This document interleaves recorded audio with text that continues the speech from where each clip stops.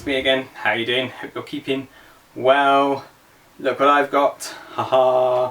You've probably seen this guy before in various forms, but I've just painted him. Actually, I haven't quite finished the base. But here is the Brian Froud giant from the illustration from Are All the Giants Dead? And so this is going to be the next Kickstarter project. Probably not for a while, because I'm going to try and get in contact with Brian again.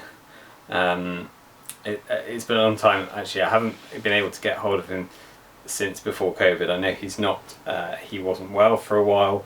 I'm going to try again and see if I can get his approval for his name to be tied to this. I have the rights to the picture, I have the rights to make miniatures from the picture, so that's all sorted. I would like to call it the Brian Froud Giant, because it is, and I feel like there should be one, and I'd like to get his approval for that. So I will try and get in contact with him again, and as soon as I do, or towards the end of the summer if I don't, then he will be here. But I thought I'd show you as he's done and finished. Thank you to Curtis for the casting of him, he's lovely. I finished another army in April.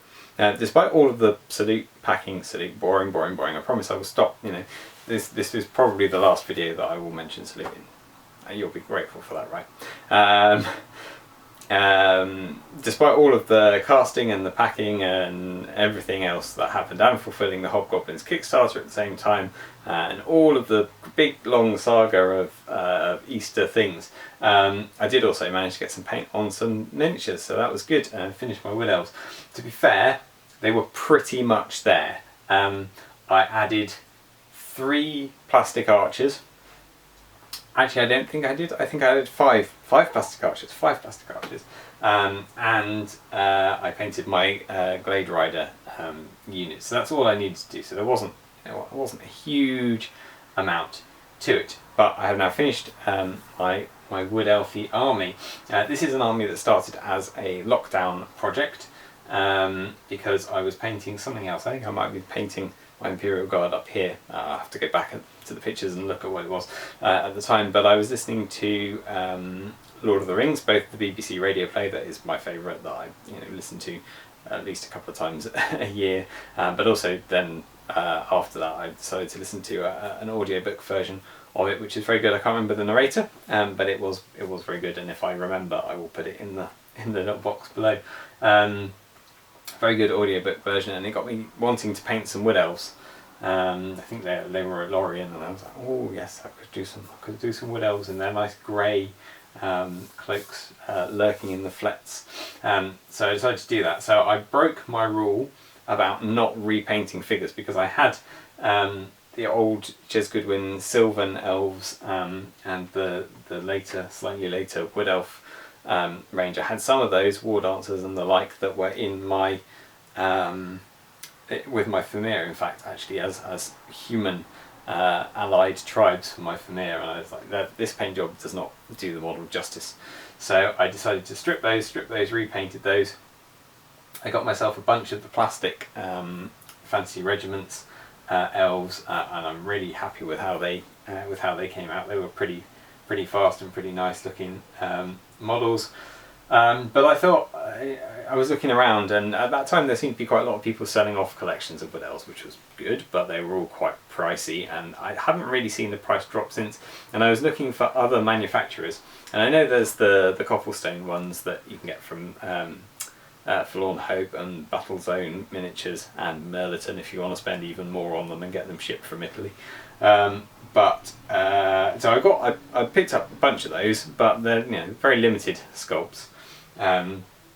They're great. I like them, and I think they fit in really nicely. They've got that sort of slightly punky Native American look to them, which fits in really nicely. Certainly, especially with the War Dancers and things. But there are not that many of them, and nobody else really that I know of seems to be doing Wood Elves that look like the old Jez Goodwin metally ones. So I decided that Oakbound should do some, and you probably backed the Kickstarter, thank you, or at least saw the Kickstarter and went, I don't fancy those, and that's totally fine, your choice.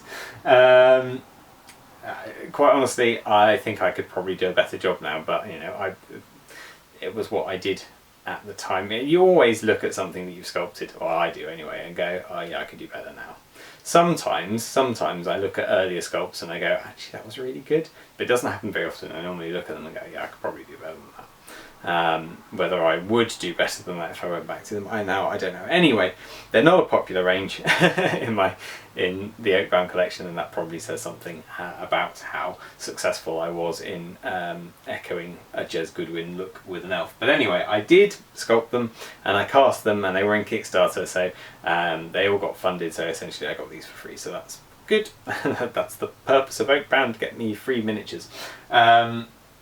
So I've got my my spear guys and my regular hand weapon guys, and some war dancers and some archers to expand the army with.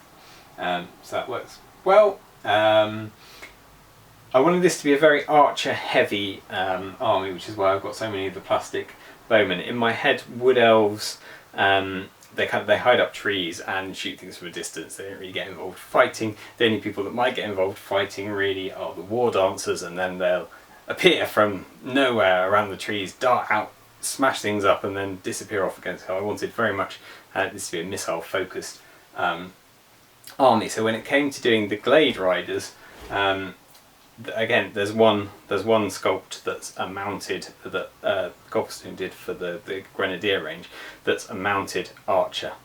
I think there may be two, but there's limited anyway. So I decided to get some of the regular foot archers, cut the slots tabs off, bend the legs slightly, and use those guys. So that's mostly what I was painting last month, was those Glade Riders. There's a couple of Citadel horses in there, but mostly they're the Grenadier ones. And actually painting them, I prefer the Grenadier ones to the Citadel ones. I think they're nicer, finer horse sculpts. They look more like horses. The Citadel ones have a bit of a sort of muleish, donkeyish look to them. And I was of course inspired by that classic Mike McVeigh army that has lots of the Native American patterns on them, and I think his army has painted horses anyway. I decided that I wanted a bit of colour. I'm totally happy with most of the army being greys and greens, because that's, you know, suitable camouflagey colours. I feel like that's very elvish, but I wanted some colour, not just on the war dancers, so that's why I brought in some of the red throughout. But I wanted the horses to have that sort of painted horse look to be a bit more vibrant, so that's why I went with that decision. But even though they've got their bows and their lance, I haven't actually looked to check that I can have Glade Riders with bows, but I think I probably can. I mean, it feels like all elves ought to be able to carry bows and use them. Alongside those, I've got my tree folk. So a selection of treemen here. I've got, of course, the Trish Morrison Carden treeman, one of the classic treemen. That was one of the first things that I painted for this army, and I was expecting this model to take me a couple of weeks, because it's absolutely packed with details. It's really beautiful. I think I bashed it out in a day, because actually washes and dry brushes and a little bit of picked out detail just set the figure off completely. All of that detail is there. A wash over it and you can see it all, and it's there. It's fine, done, sorted, finished. So yeah, I'm really happy with how he came out. I'd have actually quite liked to have spent a bit more time on him, but I didn't manage to, because it's such a quick figure. Kind of the same with the two alternative armies figures. These are resin bodies with metal arms that have a bit of bendability to them. I think I ordered one from them, and then the next month they had a sale where you got a free one, so I ordered something else and got another free one, so that's two of those. There's one that's a copy of a Brian Froud illustration from Fairies, so of course I had to have that one. That was a gift from Mike at Broadsword Miniatures. It's an old Hinchcliffe figure. I haven't got the one that's going, maybe I should get the big tall one as well, just for a complete set. And the final one here, this is actually a Rapham Earth Elemental, but he looks sort of vaguely treeish to me. And of course I've got my big chap that's from Oakbound. Two chaps in fact from Oakbound, the Four-Soul Slough Irish people tell me how to pronounce that word, Sluagh. so I've got the 4 sole one and the 6 sole bigger one that was there. So they're respectively a Lesiosis Barney sculpt and a Philip Hines sculpt. So thank you guys for those. The big one particularly is a bestseller. I need to cast some more of him. I sold out at Salute. Stop mentioning Salute. I sold out at Salute. That one. And of course I've got the 2 giant eagles from Grenadier. And they come with riders, and the riders have actually gone into another unit because the way that the riders were posed on them, they didn't really look like they were riding. They sort of looked like they were standing, like surfing on top of the eagles. And I thought I'm not a big fan of that. And anyway, Warhawks have riders and eagles don't. I think in the Wood Elf army list. So I thought I'd just keep. They look like big eagles to me. I'll just keep them as big eagles. But they're really lovely. I mean, contrast those with the plastic griffin that I was talking about last week from my High Elves. You know, you wash that and you can't see anything. You wash these as other figures that, like the Treeman, you know, a wash basically gives you everything. And you wash it, base coat it, wash it, dry brush it, wash it again. You pretty much got a finished model. And you don't really have to pick out any detail at all. I have done a little bit, and I've paid some attention to the colouring of the feathers, tried to give them quite a realistic eagle feather look to them. But yeah, I mean, all the figure paints itself, right? Or a good figure paints itself. All of the detail is on the figure. You don't have to add anything. You don't have to freehand anything. Screw airbrushing stuff. It's all there on the figure. So there. Oh, and of course, I should not forget Happy Accidents. My what's he? He's a banner bearer on a big forest dragon. I'll tell you very briefly, if I've got time on the video. Yes. I'll tell you very briefly the story of this guy. So, when I was first collecting Warhammer, a mate of mine had a bunch of older White Dwarfs. So this was in the 90s. So these were earlier White Dwarfs, and I remember quite distinctly a picture of an elf lord on a fire drake creeping through the undergrowth, and I remember it not having wings and thinking, that's brilliant, I love that. I love that this dragon doesn't have wings because he's in a forest, you know, the wings would get in the way. This is great, this is what I want. And I looked everywhere when I got back into Warhammer and I wanted to paint this army. I looked everywhere for that picture and I can't find it. And the only thing that I can imagine is that it's this dragon, but it does have wings. They're quite small ones, and the elf figure that sits on them isn't particularly brilliant. But that's the only one that I can think is that it's that figure, maybe painted differently in a Golden Demon competition. I don't know, but I can't find any other figure that looks even remotely like it. So, so I took this figure, and it didn't have wings when I bought it. I was quite happy with that. It was missing a couple of legs.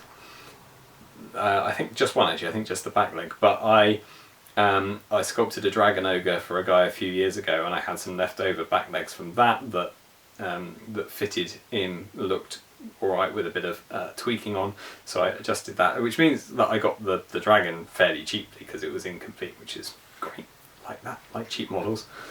Fixed him up, really pleased with how he's painted. I painted him for the Odds and Sods challenge many months ago now, and gave him this lovely Bob Ross banner.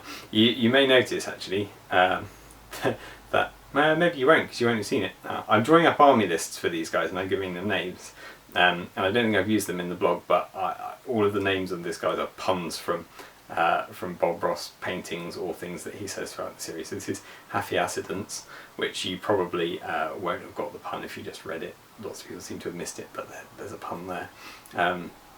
And these, all of my Wood Elves, they're the Happy Tree tribe, and they've got this lovely banner with a nice bit of scenery around the tree. Anyway, so that's him as the army stand bearer for the army, and that's finished. Happy to have another finished army, which means I've got my halflings and my ogres up here are finished. I haven't quite finished my dwarves. My Wood Elves are finished, my Chaos is finished, my Skaven isn't quite finished, and this shelf is sort of odds and sods from other places that I need to sort of disperse and rearrange and all the rest of it. But it means I've almost got, I'd say now 2/3 of this wall unit is painted, which is good. And if you don't look above here, which I don't do very often because it's too high up, I'd say 1, 2, 3, 4, 5. I'd say 4/5 painted. Excellent, good stuff. We're getting there. We're getting somewhere. Anyway, I hope that's been interesting. Thank you for joining me again for another show and tell army video. We'll do something else next week. I haven't decided quite what yet. Let me know. Put a comment below. Let me know what you want me to do next week. Like the channel, subscribe to the channel, sign up for notifications. Oh, we haven't done a White Dwarf, have we? We haven't done a White Dwarf recently. I should read the next White Dwarf. I'd forget my head if it wasn't so long. Yes, do those things and join Oakbound stuff on Facebook and on Instagram and on Twitter if you must, and other social media platforms. And I look forward to seeing you in the future. Take care.